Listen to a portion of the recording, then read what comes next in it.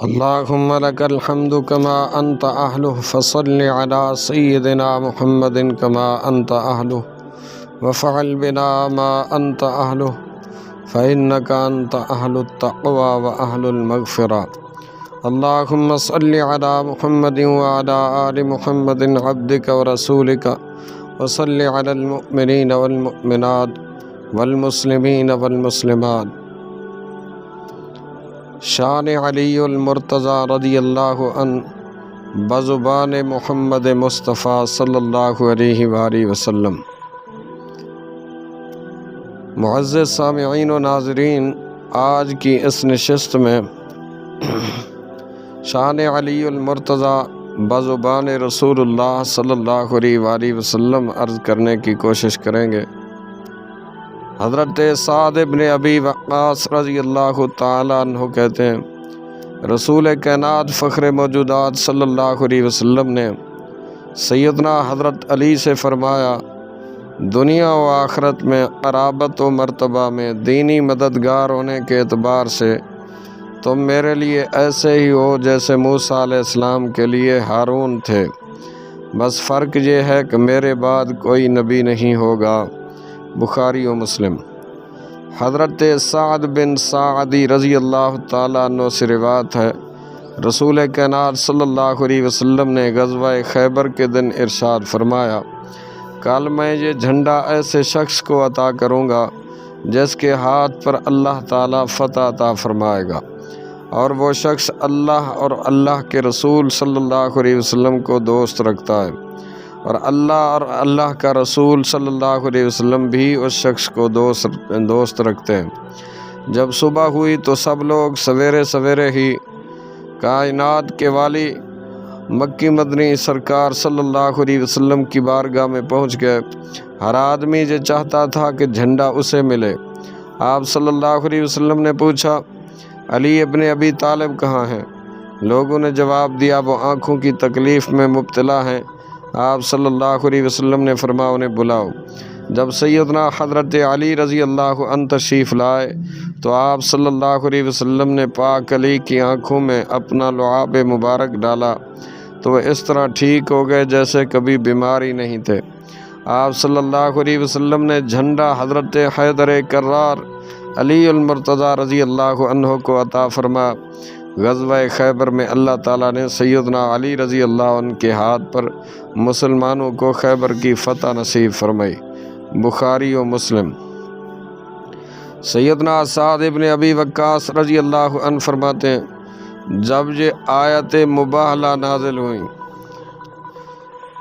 کہ ہم اپنی اولاد لے آئیں اور تم اپنی اولاد لے آؤ، سورہ آل عمران کی یہ نازل ہوئی تو رسول اللہ صلی اللہ علیہ وسلم نے قل تعالوا ندعو ابناءنا وابناءکم ونساءنا ونساءکم وانفسنا وانفسکم، اس آیت کے نزول کے وقت رحمت عالم صلی اللہ علیہ وسلم نے سیدنا علی رضی اللہ عنہ اور فاطمہ الزہرا رضی اللہ عنہا، امام حسن حسین رضوان اللہ علیہم اجمعین کو بلایا اور فرمایا، اے اللہ یہ میرے اہل بیت ہیں۔ سیدہ ام المومنین عفیفہ کائنات صدیقہ کائنات حضرت عائشہ الصدیقہ رضی اللہ عنہا فرماتی ہیں، نبی اکرم صلی اللہ علیہ وسلم نے چادر کے نیچے پاک علی و فاطمہ حسن و حسین رضوان اللہ علیہم اجمعین کو داخل کر کے فرمایا، اللہ صرف یہ چاہتا ہوں کہ اہل بیت، بلکہ فرما اللہ صرف یہ چاہتا ہے کہ اے اہل بیت تم سے نجاست دور کر دے اور تمہیں خوب پاک و صاف کر دے۔ انما یرید اللہ لیذہب عنکم الرجس اہل البیت فیطہرکم تطہیرا۔ سیدنا سعید بن زید رضی اللہ عنہ سے روایت ہے، ہم رسول اللہ صلی اللہ علیہ وسلم کے ساتھ ہرا پہاڑ پر تھے۔ ہرا پہاڑ نے حرکت کرنا شروع کی تو آپ صلی اللہ علیہ وسلم نے فرمایا، اے ہرا ٹھہر جا، بلا شبہ تجھ پر صرف نبی، صدیق اور شہید سوار ہیں۔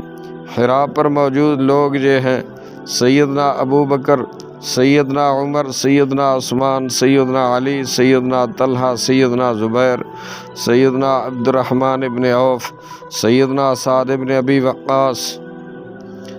اور راوی کہتے ہیں میں یعنی سیدنا سعید ابن زید رضی اللہ عنہم، سیدنا علی رضی اللہ عنہ سے روایت ہے، رحمت کے تاجدار، کل انبیاء کے سردار، میرے آقا و مولا صلی اللہ علیہ وسلم نے ان سے فرمایا، علی تم سے محبت کرنے والا مومن ہوگا اور بغض رکھنے والا منافق ہوگا۔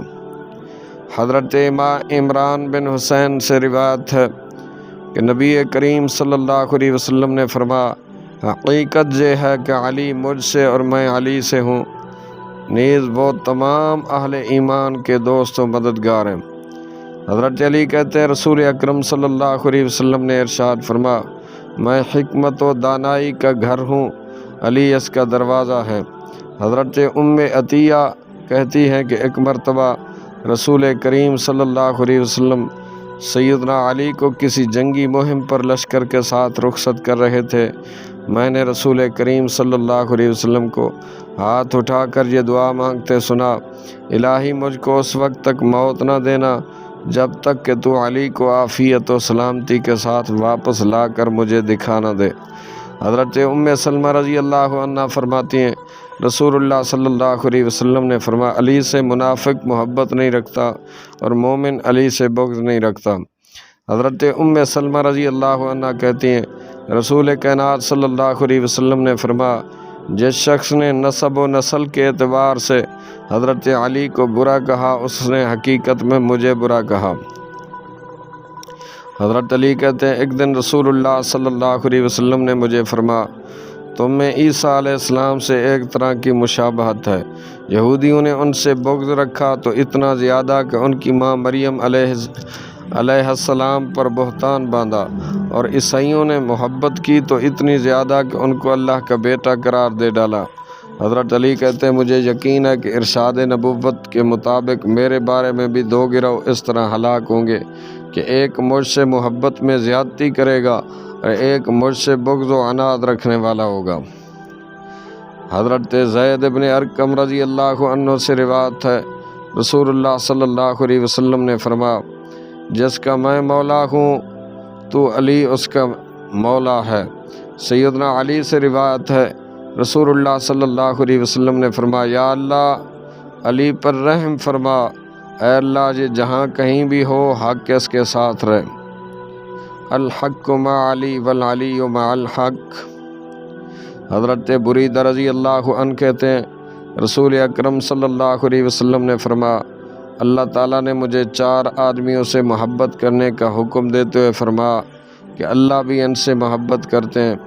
جب نبی اکرم صلی اللہ علیہ وسلم نے سے پوچھا گیا ہمیں بتائیے وہ کون ہے، آپ صلی اللہ علیہ وسلم نے 3 مرتبہ فرمایا علی بھی انہی میں سے ہیں، ابو ذر، مقداد اور سلمان رضی اللہ تعالیٰ عنہم۔ حضرت انس بن مالک سے روایت ہے ایک مرتبہ رحمت والی نبی صلی اللہ علیہ وسلم کے پاس ایک پرندے کا گوشت آیا۔ آپ صلی اللہ علیہ وسلم نے دعا کی، یا اللہ اپنی مخلوق میں سے محبوب شخص میرے پاس بھیج دے تاکہ میرے ساتھ اس پرندے کا گوشت کھا سکے۔ چنانچہ حضرت سیدنا علی رضی اللہ عنہ تشریف لائے اور آپ صلی اللہ علیہ وسلم کے ساتھ کھانا کھایا۔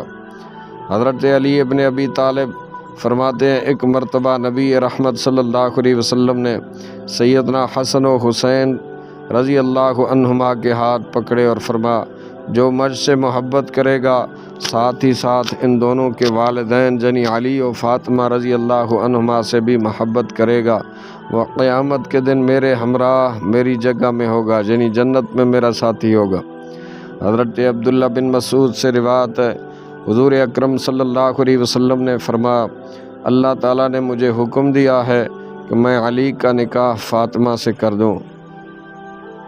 حضرت ابن عباس روایت کرتے ہیں رسول اللہ صلی اللہ علیہ وسلم نے فرمایا، اے علی تو دنیا اور آخرت میں میرا دوست ہے۔